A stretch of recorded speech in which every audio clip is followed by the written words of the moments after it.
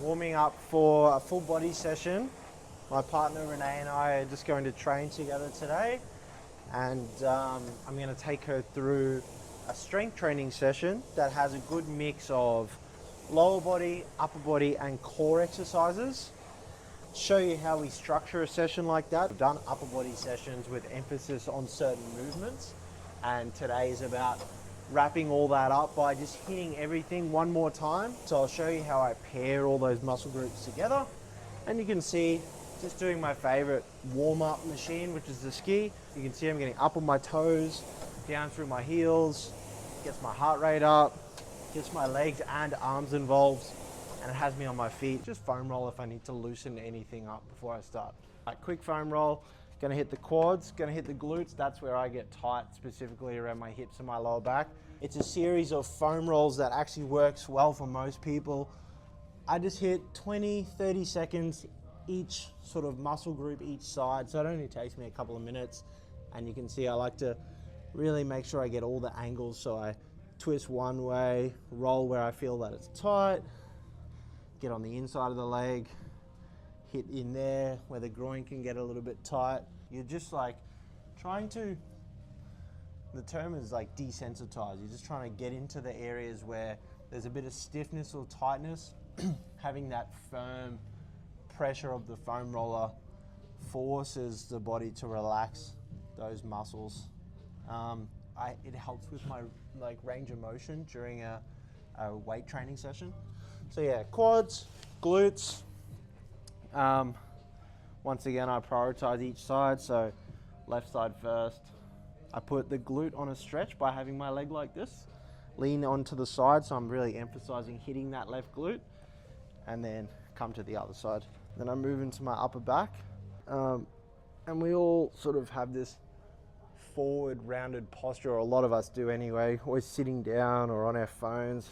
So slouchy, so I like to just hit the upper back around the shoulders just so I can lean back and get a little bit more upright throughout my movements. All right, so we're gonna get Renee doing the X-band crab walks, which is a good warm up when you're doing a full body session in particular, because it gets the hips and the shoulders involved all in one. So standing in the band, so you've got tension across the bottom, and then loop the band so that it makes an X. Yes.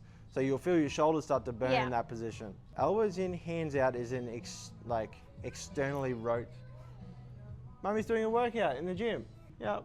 10 up, if you're counting, and then 10 back. So keeping tension along the bottom of the band is what really works the hip muscles.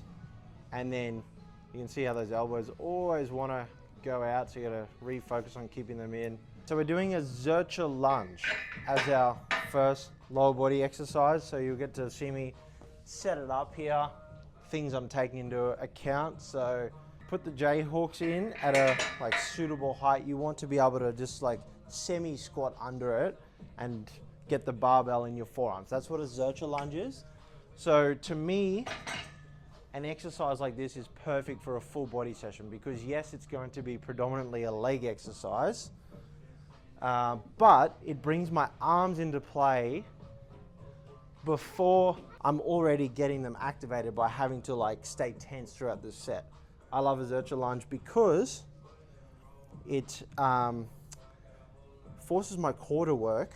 You know, the bar wants to pull me forward, so my core is working to keep my torso upright, and my arms are working in this flex position. My legs are working to do the lunge,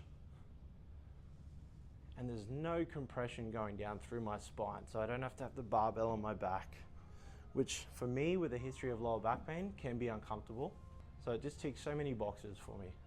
Always be sure to warm up, and then just build the weight up nice and slowly, as tolerable. I set my foot back so I'm comfortable, and then I have that pad there because it gives me a little aiming point to drop the knee to. I've never done that before. But I feel like if I know I just want to tap my knee to the pad, then I know I'm going to the same depth every rep. You balance, balls of your feet on the back foot, and then all you're doing is just slowly down, tap the back knee to the pad, and then drive up. And you stay in that front lunge position there, and by that I mean the front leg's typically usually doing the most work on a lunge. Yeah. We're just doing a few to warm the legs up. I felt like I was holding my core on more. Yeah. So what we're pairing with the Zercher lunges, I'm always trying to pair that with an exercise that targets the back of the thighs or the glutes, like the back of the body. It's a good pairing. So this is a 45-degree hip or back extension. Just So you go down, down, down, down, down. You really round over. Before you come up, just think about pushing your knees forward and then squeezing your glutes into the bench. That's much better. And don't rush, so slow down and then up and squeeze. Yep. That's what helps keep you in a good like postural alignment. Yep, perfect. Slow, don't rush them. Do you feel it, glutes and hammies? Yep. So a lot of people will get scared of this one for their lower backs. And it can be provocative if you're very sensitive, but eventually you do want to incorporate an exercise similar to this at the very least to build up strength in that muscle group. Yeah. So we'll come back and set 2 and add a weight. So I always like to start on my weaker leg first, so that's my left leg. Get that one out of the way while I'm fresh, and then my stronger leg I do when I'm a little bit fatigued because it's naturally going to be stronger. Find an important thing to focus on when doing an exercise, or most exercises, but yeah, these ones, controlling it at the bottom and not just bouncing up out of it like that. You can see Renee is right leg dominant because I was wobbling. Well, the left leg's doing the work now, and you could just see that it wasn't the same mechanics as the other leg, but we're always going to be stronger on one side.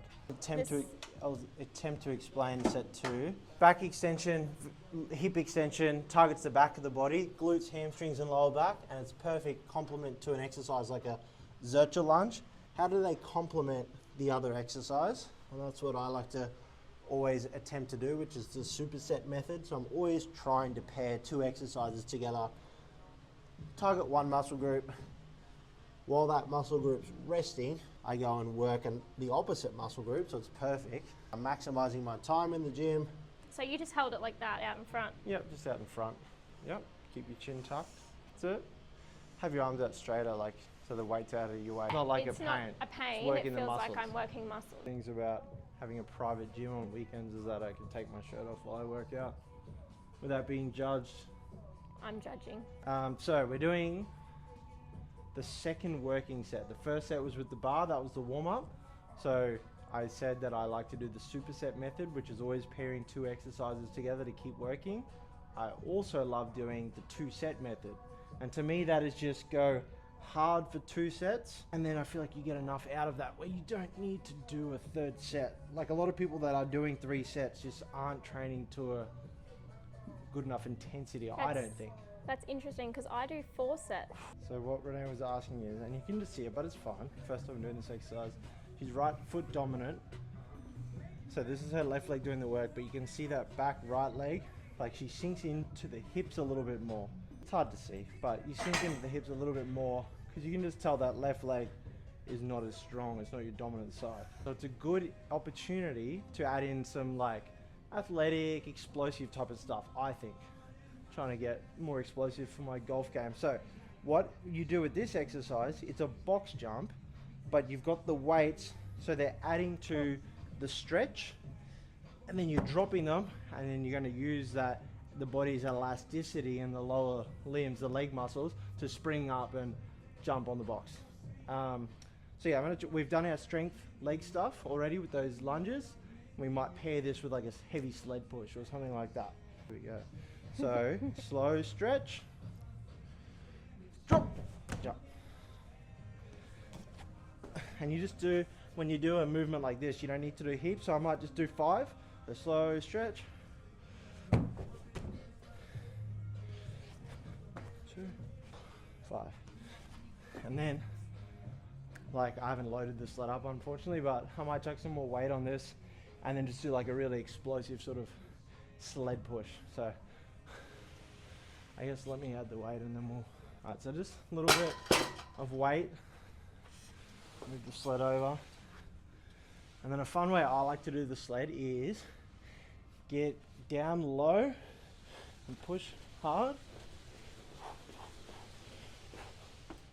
And then On the way back, do it a little bit differently. So really slow, exaggerated pushes, almost like a single leg emphasis, getting the calf press in at the end as well.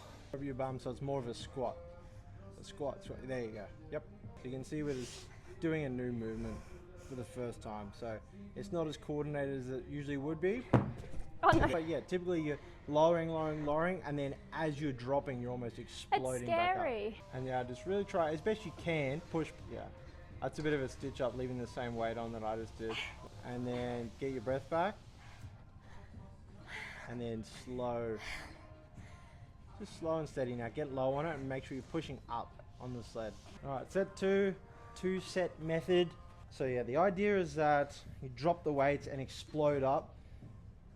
On my first set, I was definitely hesitant and I was sort of dropping them and then jumping, so I wasn't getting that benefit of the elasticity. Little bit, but not maximizing it. So down, squat, slow, drop. Sometimes with box jumps, it's just like especially when you're unathletic like I am. It's a mind thing. It's about getting confident. So good. One more. Just. And then practice the landing. I got stitch Renee up on the first set and she had to do the same weight as me. So ideally it's not too heavy that you can't run with it. So it was too heavy for Renee. I like arms straight. Ooh. And then slow. Low and slow. I really felt that in my upper body as well. Oh. That is tough. The legs feel fatigued. Yes. Yep. Try and jump as you're letting them go. Yep, much better. Go one more. Perfect. So you were saying the legs feel fatigued. Yeah. Like it's not like heaps of sets and reps and leg press and lunges and all these different things. Just a couple of things done at a high intensity. So just get comfortable and then yeah, really just drive it. Explosive. Drive, drive, drive, drive. Good. Get your breath and then slow. So you get low on it and then you think about just pushing with one leg at a time. No, so slow, like single leg press and then calf raise. Then that leg takes over and calf raise. Push through that one leg. Yep. Okay, so we've done the leg stuff. Now we're going to just quickly do a little upper body superset. So a push exercise and a pull exercise is the perfect way to balance them out. Decline push-ups. So I'll show you how these are good. Decline just targets the under part of the chest a little bit more. So I've already done normal bench press this week and shoulder press. So that's why I'm picking this exercise. And I like doing them on the kettlebells because it keeps my wrist neutral rather than being all jacked up on the floor like that. So decline's a little bit harder, like working against you more. Slow stretch. The other thing is too, my wrists stay neutral, but also I can sink lower than my hand, so I get a bit more range of motion. So slow stretch, sink below the kettlebells to maximize that range of motion, and then drive up hard. Slow stretch. So what I'll do is use that as a bit of a warm-up for that exercise, got the muscles turned on, and then I'll probably add weight. So I like to, as I said at the start, make exercises intense so I'm getting more out of them, and I hate doing big long sets of more than 10 reps, so that I only need to do 6 reps and be struggling. I'm growing from that set without having to do heaps of reps. Feet on the box, slow and push. That's perfect. So hopefully this is hard enough for Renee that she only needs to do 5-6-ish reps for it to be challenging. And then that's the perfect level of intensity. Good stretch all the way down to the bottom. Living in that stretch for a second. Mate, you had more, but anyway, we'll do it on set 2. It's my warm-up. I forgot that we needed to pair that with a pull exercise, a back exercise. So one that I haven't already done this week is a straight arm pull down. So straight bar, make sure it's nice and heavy so that I'm actually working, and then good form as well. So you can't sacrifice form just for weight. Try and get your torso angle at the same angle as that cable there. So about 45 degrees for Renee at the moment, and that's perfect. So this exercise, you pull down, emphasize that squeeze at the bottom and a nice slow stretch. Not swinging the body around, so it's isolating the lat muscles. Good. And the only thing you can probably do is just slower and on the way out and sort of sit at the top for a second. So embrace that stretch and then draw it back down. My name's Billy. I'm an exercise physiologist. I work for a company called Health First, NQ. We're in Townsville. We do physiotherapy and exercise physiology, personal training, group training. This is our facility here. So just posting heaps of videos, workout videos, rehab videos on certain injuries, common injuries, nutrition tips. But yeah, these long format sort of exercise ones are quite fun. So I'll do a few of them here and there. Like, follow, subscribe, comment anything that you like, don't like, want to see more of, etc. So that's this full body session all wrapped up. That's better.